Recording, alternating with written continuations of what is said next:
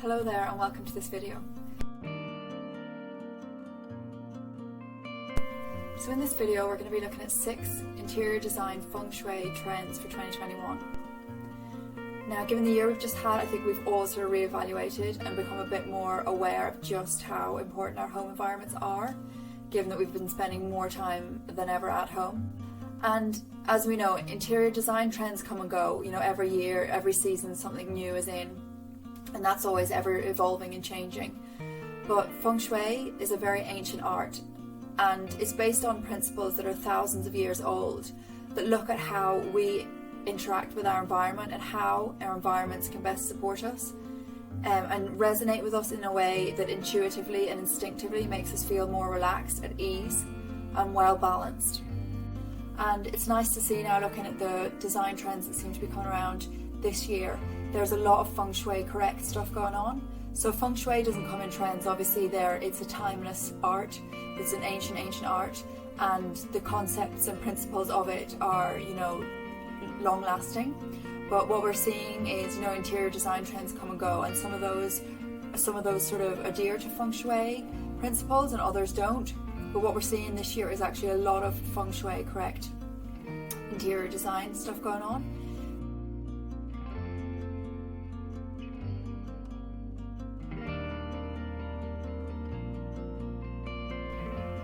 So one thing we're seeing is more organic shapes.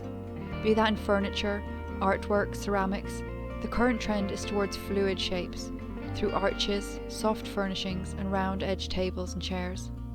All these create great Feng Shui as they replicate the organic, more fluid outline of shapes seen in nature.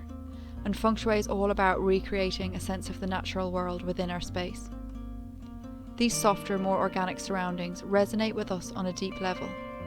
In nature, we rarely, if ever, see perfect right angles occurring, and so our deeper mind is more at ease when our surroundings replicate the sort of imperfect design that we see in the natural world.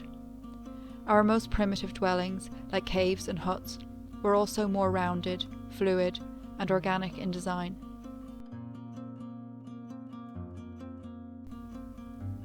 Sharp 90-degree angles, like what we see at the edges of tables or corners of walls, create what are known in Feng Shui as shars or poison arrows, where sharp, piercing energy is sent out into the space. What's more beneficial are rounded edges and soft furnishings that encourage the qi to move in a meandering and nourishing way. Just looking at these two photos, the one on the left elicits a much different sense of the space to the one on the right. One creates a much softer, more relaxed vibe.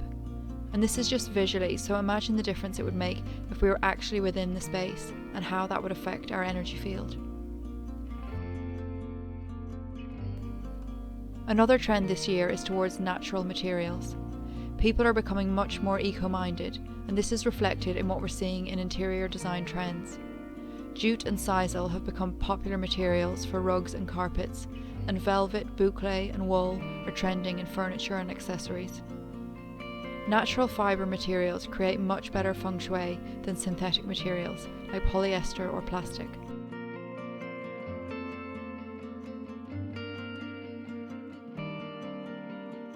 Sustainability is a real buzzword right now.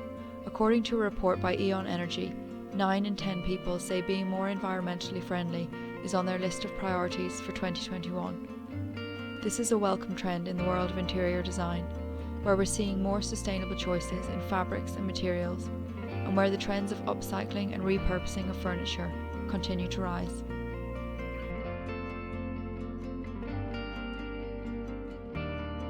Feng Shui is all about mindful design and being conscious of our environments.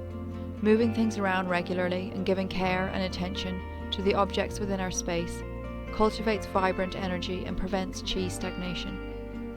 Second-hand or antique pieces can bring in good Feng Shui, but it's important to be mindful when shopping for items that were pre-owned, as each has its own distinct quality of energy, depending on its history.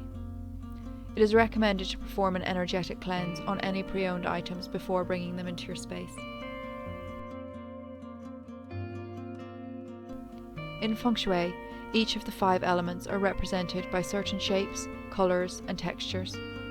We're seeing a lot of earth element in the tones and materials being favoured in current design trends. Japandi style, which is popular right now, achieves a modest, calming, but cosy aesthetic through minimalism and the use of high-quality, natural materials.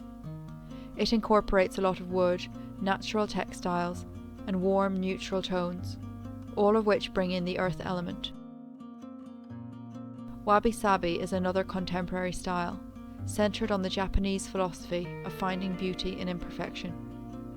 It combines natural inspirations and a neutral palette to create rustic, grounding environments that invite a certain mindful reverence. Incorporating earth element brings grounding, stable, and nourishing energy to a space and can create good feng shui in certain areas of the home, like the bedroom. However, an excess of this element in certain other areas can generate conflict with other predominant elements, resulting in energetic disharmony.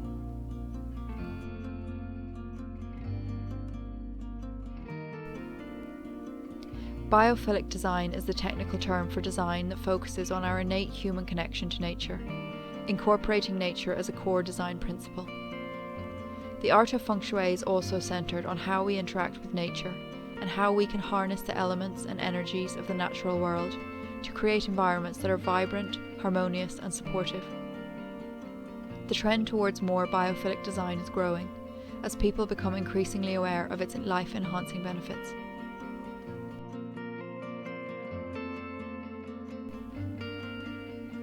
This classic design principle highlights the need for an environment to support the requirements, actions, and daily routines of its inhabitants. Design and functionality are mutually interconnected, inextricable concepts. Lockdown has forced many to rethink their home layouts, with the need to incorporate spaces for work and study, making functionality more important than ever. Good feng shui is all about creating environments that support our needs, goals, and aspirations. Healthy qi flow is also a fundamental of good feng shui, so reinventing stagnant spaces, like dining rooms and spare bedrooms, can have a positive impact on the overall energy of a home. Furniture placement is an important aspect of feng shui, which helps people determine the most beneficial situation for key pieces like beds, desks, and sofas, by placing them in what is known as the command position within a room. The command position is the spot in a room where people intuitively feel the most safe, at ease, and empowered. It allows you to see the door from where you're positioned without being directly in line with it. This allows the deeper instinctual mind to relax, as it doesn't have to be on alert for people approaching unexpectedly from behind. Also, having a full view of what's going on in a space automatically generates a greater sense of being in control. So I hope you enjoyed this video. If you did, please like, share, and subscribe to my YouTube channel, or follow me on Instagram at Life Distillery for more distilled feng shui wisdom.